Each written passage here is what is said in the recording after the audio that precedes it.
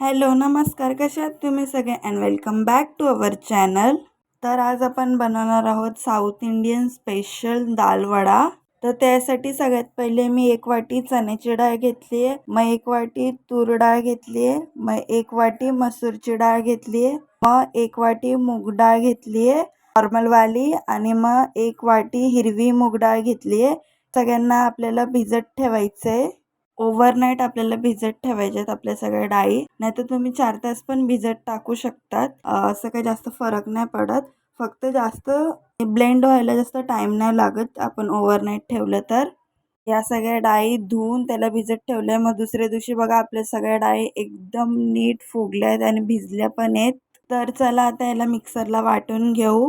पहिले मिक्सरमध्ये 2-3 चमचे डाळ टाकून नुसती तशीच वाटून घ्यायची आहे। मग थोडंसंच बारीक झाल्यावर त्यात कोथिंबीर, लसूण, अद्रक आणि हिरव्या मिरची टाकायचे। ते टाकल्यानंतर त्याला एकदम नीट वाटून घ्यायचं आहे ना, एकदम जाड वाटून घ्यायचं, एकदम अशा कन्सिस्टन्सीचं आपलं पीठ दिसलं पाहिजे। आणि मग त्याच्यामध्ये थोडेसे कांदे ॲड करायचे। कांदे ॲड केल्यावरती थोडंसं मीठ टाकायचे आणि मग सगळं टाकल्यानंतर त्याला नीट मिक्स करायचं आहे। आणि मी शॅलो फ्राय करते, तुम्ही डीप फ्राय पण करू शकता। तर तेल मी तव्यावरती पहिलेच गरम करायला ठेवलं होतं। तेल गरम झाल्यानंतर आपल्या दालवड्याला अशी शेप द्यायची, आणि तुमचं पाणी अगर जास्त झालं असेल ना दालवड्यामध्ये, तर तुम्ही त्याच्यामध्ये 1 चम्मच तांदळाचं पीठ टाका। मग ते बरोबर एकदम सुकं होईल, जास्त पाणी नाही लागणार।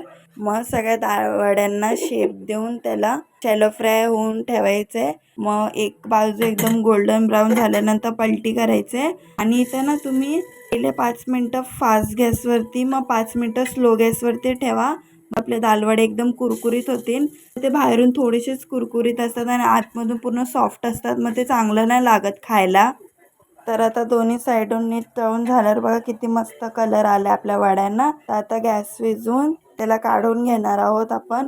आणि ताटात काढताना पण बघा कसा आवाज येतो, म्हणजे आपले दालवडे किती कुरकुरीत झालेत। कुरकुरीतच असतात दालवडे, सॉफ्ट नसतात। मग तुम्ही पण तसं करा आणि क्रिस्पीनेस ऐका।